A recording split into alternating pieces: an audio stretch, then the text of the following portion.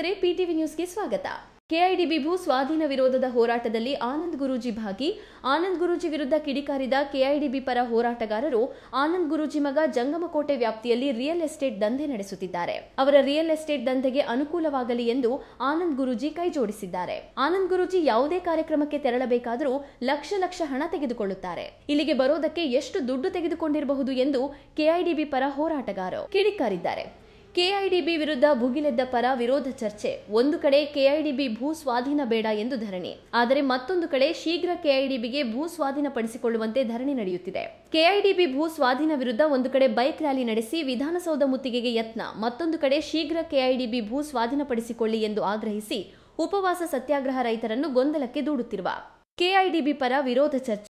ನಮ್ಮ ಅಣ್ಣಂದರು ಊಟ ಇಲ್ಲದರೆ ಬಿಡಿ ಬುರುಗು ತಿಂದು ಕಾಲ ಹಾಕಿ ಜೀವನ ಮಾಡಿದ್ದೀವಿ ಈ ವೇದಿಕೆಯಲ್ಲಿ. ಆ ರೀತಿ ಇದ್ದಿದ್ರೆ ಸಂಪನ್ಮೂಲ ಇದ್ದಿದ್ರೆ ನಾವು ದಿನ ಬಿರಿಯಾನಿ ನಾವು ಮಾಡಿಸ್ತಾ ಇದ್ವಿ. ಇವತ್ತು ನೋಡ್ರಿ, ನೀವು ಇವತ್ತು ಬರೀ ನಮ್ಮ ರೈತರಲ್ಲಿರ್ತಕ್ಕಂಥವ್ರು 50 ರೂಪಾಯಿ ಹಾಕಿರೋರು ಇದ್ದಾರೆ, 50 ರೂಪಾಯಿ ಕೊಡ್ದಿರ ಬಂದೋಗಿರೋರು ಇದ್ದಾರೆ. ಇಲ್ಲಿರ್ತಕ್ಕಂಥವರು ಕಾರ್ಮಿಕರು, 1 ಎಕರೆ 2 ಎಕರೆ ಸಣ್ಣ ರೈತರು, ನಮ್ಮಲ್ಲಿ ಸಂಪನ್ಮೂಲಗಳಿಲ್ಲ. ಹಾಗಾಗಿ ನಾವು ಯಾವುದೇ ರಾಜಕೀಯ ಪ್ರೇರಿತ ಹೋರಾಟದ ವೇದಿಕೆ ಎಲ್ಲ. ಯಾರು ಹೇಳ್ತಾರೆ ಎತ್ತಣ್ಣ ಸಂಬಂಧ ಅವರಲ್ಲಿ ಇರೋದು ರಾಜಕೀಯ.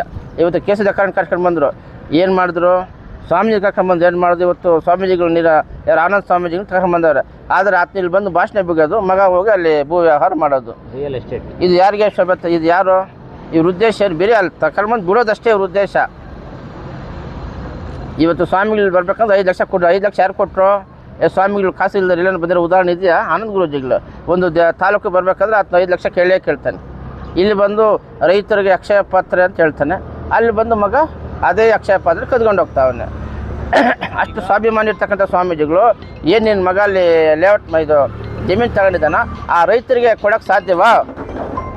ಕೊಡಿಸಿ ಫ್ರೀಯಾಗಿ. ಹಂಗಾದ್ರೆ ಇವತ್ತು ನೀವು ಇಲ್ಲಿ ಬಂದು ಭಾಷಣ ಬಿಗಿಯಂಥವ್ರು, ನಿನ್ನ ಮಗ ಏನು ಖರೀದಿ ಮಾಡಿದ್ದಾನೆ ಜಮೀನು ವಾಪಸ್ ಮೂಲ ರೈತರು ಕೊಡಲಿ, ಆವಾಗ ನೀವು ಸ್ವಾಮಿಗಳು ಅಂತ ನಾವು ಹೇಳ್ತೀವಿ. ಹಾಗಾಗಿ ಸ್ವಾಮಿಗಳಿಗೆ ಧಿಕ್ಕಾರವನ್ನು ಹೇಳ್ತೀವಿ.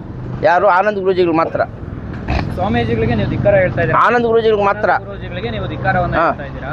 ಅವರ ಮಗ ಬಂದು ಇಲ್ಲಿ ರಿಯಲ್ ಎಸ್ಟೇಟ್ ಮಾಡ್ತಾ ಇದ್ದಾರೆ, ನಿಮ್ಮ ಹತ್ರ ಯಾವ ಆಧಾರ ಇದೆ? ಇದೆ ದಾಖಲೆ. ಈಗ ಸ್ವಾಮೀಜಿಗಳು ಬಹಿರಂಗವಾಗಿ ಬರಲಿ, ನಾವು ದಾಖಲೆ ಸಮೇತ ಬಿಡುಗಡೆ ಮಾಡ್ತೀವಿ. ದಾಖಲೆ ಇದ್ರೆ ನಾವೇನು ಹೇಳೋದಿಲ್ಲ.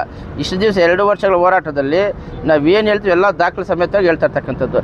ಇವತ್ತು ಆನಂದ್ ಗುರೂಜಿಗಳು ನನ್ನ ಮಗ ಇಲ್ಲಿ ಜಮೀನು ತಗೊಂಡನಪ್ಪ 1 ಎಕರೆ ಅಂತ ಬರಲಿ, ನಾವು ಅವ್ರ ಮುಂದೆ ವೇದಿಕೆ ಮುಂದೆ ಪತ್ರಿಕಾಗೋಷ್ಠಿ ಮುಖಾಂತರ ಮಾಧ್ಯಮದವರು ಬರಲಿ, ಸ್ವಾಮಿಗಳು ಬರಲಿ, ದಾಖಲೆ ಕೊಡ್ತೀವಿ. ಈಗ ನಿಮ್ಮ